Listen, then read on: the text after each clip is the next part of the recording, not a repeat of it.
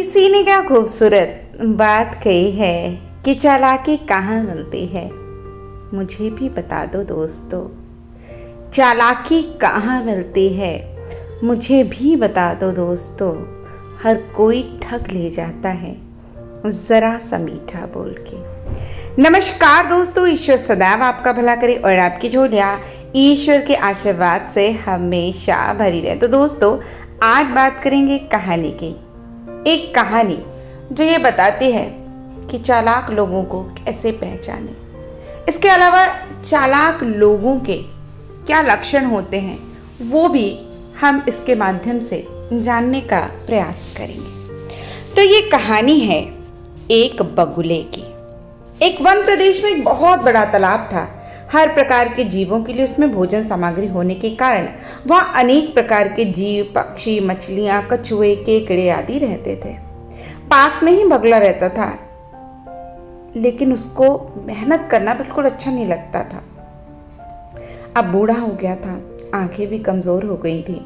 मछलियां पकड़ने के लिए तो मेहनत करनी पड़ती है, ये बात उसे खलती थी। इसलिए आलस्य के मारे वो प्रायः भूखा ही रहता था। एक टांग पे खड़ा यही सोचता था कि क्या उपाय किया जाए कि बिना हाथ पैर हिलाए रोज भोजन मिले। अब एक दिन उसे एक उपाय सूझा तो वो उसे आत्माने बैठ गया। बगुला तालाब के किनारे खड़ा हो गया और आंखों से आंसू बहाने लगा। एक केकड़े ने उसे आंसू बहाते देखा तो वो उसके निकट गया और पूछने लगा, मामा क्या बात है? उसने बोला, भोजन के लिए मछलियों का शिकार करने के बजाय तुम खड़े आंसू बहा रहे हो। बगुले ने जोर की हिचकी ली, भर्राए गले से बोला, बेटे बहुत कर लिया मछलियों का शिकार, अब मैं और पाप काम नहीं कर सकता हूँ। मेरी आत्मा जाग उठी है, इसलिए मैं निकट आई मछलियों को भी नहीं पकड़ रहा हूँ। तुम तो देख ही रहे हो। केकड़ा बोला, मामा शिकार नहीं करोगे, कुछ खाओगे नहीं तो मर नहीं जाओगे। बगुले ने फिर एक हिचकी ली, ऐसा जीवन का नष्ट होना ही अच्छा है बेटा, वैसे भी हम सबको जल्दी मरना ही है। मुझे ज्ञात हुआ कि शीघ्र ही यहाँ 12 वर्ष लंबा सूखा पड़ने वाला है। बगुले ने केकड़ों को बताया कि उसको ये बात एक त्रिकालदर्शी महात्मा ने बताई है, जिसकी भविष्यवाणी कभी गलत नहीं होती है। अब केकड़े ने जाकर ये बात सबको बता दी कि कैसा बगुला बलिदान व भक्ति का मार्ग अपना लिया है, सूखा पड़ने वाला है। तो उस तालाब के सारे जीव, मछलियां, कछुए, केकड़े, बत्तखें, सारस आदि दौड़े दौड़े बगुले के पास आए और बोले, भगत मामा अब तुम ही हमारा कोई बचाव कर सकते हो, कोई रास्ता बताओ, अपनी अक्ल लड़ाओ, तुम तो महाज्ञानी बन ही गए हो। बगुले ने कुछ सोच कर बताया कि यहाँ से कुछ दूर एक जलाशय है जिसमें पहाड़ी झरना बह कर गिरता है, वो कभी नहीं सूखता। यदि जलाशय के सारे जीव वहां चले जाएं तो बचाव हो सकता है। अब समस्या ये थी कि वहां तक जाए कैसे जाए। जो पक्षी उड़ सकते थे वो तो चले जाएंगे, लेकिन जो नहीं उड़कर जा सकते थे वो कैसे जाएं। तो बगुले भगत ने एक समस्या का सुलझन दिया कि मैं तुम्हें एक एक करके अपनी पीठ पर बिठाकर वहां ले जाऊंगा, क्योंकि अब मेरा सारा जीवन दूसरों की सेवा करने में गुजरेगा। अब सभी जीवों ने गदगद होकर बगुला भगत जी की जय जयकार के नारे लगा दिए।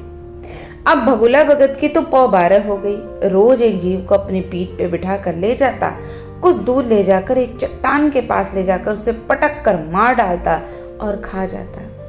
कभी मूड हुआ तो भगत जी 2 फेरे भी लगा लेते और 2 जीवों को चटकर जाते।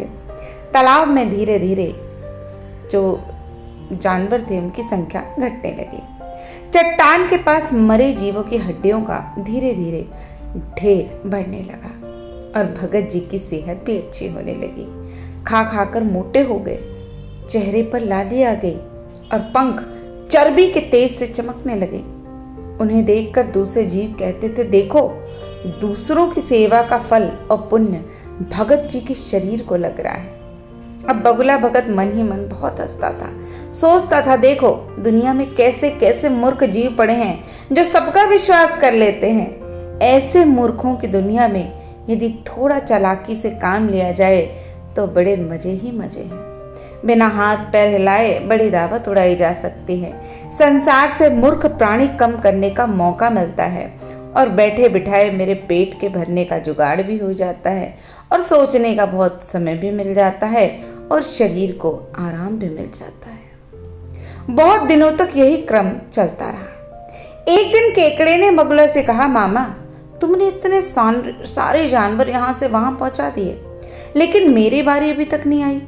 भगत जी ने कहा, बेटा आज तेरा ही नंबर लगाते हैं, आजा तू मेरे पीठ पे बैठ जा। अब केकड़ा खुश होकर बगुले की पीठ पर बैठ गया। जब वो चट्टान के निकट पहुंचा तो वहां हड्डियों का पहाड़ देखकर केकड़े का माथा ठनक गया। वो हकलाते हुए बोला, ये हड्डियों का ढेर कैसा है? ये जलाशय कितनी दूर है मामा? अब वो बगुला भगत हा हा करके खूब हंसा और बोला, मूर्ख, यहाँ कोई जलाशय नहीं है। मैं एक एक को पीठ पर बिठाकर यहाँ लाकर खाता रहता हूँ और आज तुम मरोगे। अब केकड़ा सारी बात समझ गया, सिरह उठा, लेकिन उसने हिम्मत नहीं हारी। तुरंत उसने अपने पंजों को आगे बढ़ाकर उस दुष्ट बगले की गर्दन को दबा दिया और तब तक दबाए रखा जब तक उसके प्राण पखेरु नहीं उड़ गए।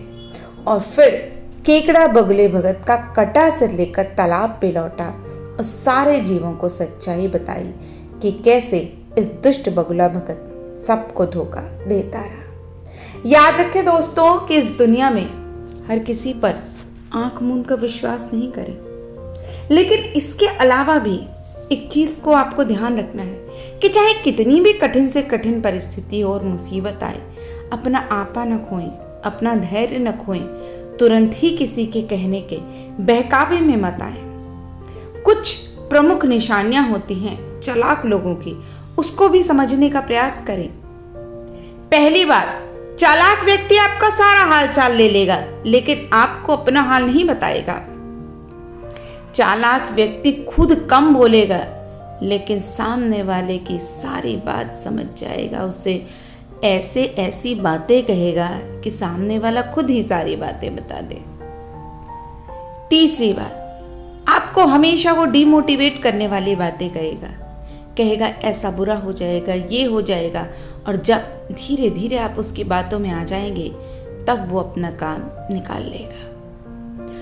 जो चालाक व्यक्ति होते हैं उनका सबसे बड़ा हथियार होता है कि वो आपको प्रभावित करने के लिए कुछ ऐसी बात कहेंगे जिसका आपके ऊपर बड़ा गहरी छाप पड़ेगी। इसलिए सबसे पहले कोशिश करें कि इस बात को चेक करें कि उस व्यक्ति ने इस चीज को किसी और से सुन के आपके बारे में तो नहीं कहा है। चालाक आदमी बहुत चालाक होता है। कैसे? क्योंकि जब उसका काम निकल जाएगा और आप उससे कुछ मांगेंगे तो अचानक से बहाना बनाकर खिसक जाता है। इतना मीठा बोलते हैं कि उन्हें हर व्यक्ति से अपना काम निकालना आता है। चालाक व्यक्ति आपको कभी भी और आपके काम को कभी भी प्राथमिकता नहीं देंगे, हमेशा अपने काम को ही ऊपर रखेंगे। और सबसे बड़ी बात, चालाक व्यक्ति में स्वाभिमान नहीं होता। अपना काम निकालने के लिए वो निचले से निचले स्तर तक जा सकते हैं, किसी की खूब तारीफ भी कर सकते हैं, चाहे कोई उन्हें गालियां भी देता रहे, वो उसकी प्रशंसा ही करते रहेंगे। और जब उनका मतलब निकल जाता है तो एक पल में अपना पाला बदल लेंगे। यदि आप ऐसे मतलबी लोगों से घिरे हैं तो आज ही सावधान हो जाएं, जान जाएं कि इस दुनिया में इतनी चालाकी है कि इसका सामना करने के लिए आपको बहुत सावधानी से काम करना पड़ेगा। याद रखिए दोस्तों कि पूछा हाल शहर का तो सर झुका के बोले, लोग तो जिंदा हैं, ज़मीरों का पता